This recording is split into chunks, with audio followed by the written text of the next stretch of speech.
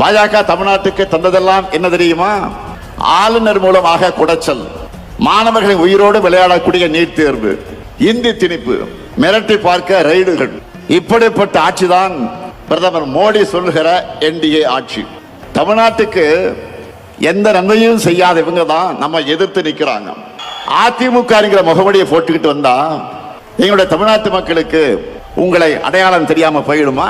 உங்களுடைய முகத்திலே கிழிச்சு தமிழ்நாட்டு மக்கள் கிட்ட நாங்க அம்பலப்படுத்துவோம். தமிழ்நாட்டை எப்படியாவது நம்ம கிட்ட இருந்து விழுங்கி விடலாம் என்று நினைக்குது இந்த காவி கூட்டம். எங்க கருப்பு சிவப்பு பட்டாளம் இருக்கிறவரை அது நடக்கவே நடக்காது. உங்க அப்பனே வந்தால் நடக்காது, நடக்க விட மாட்டோம்.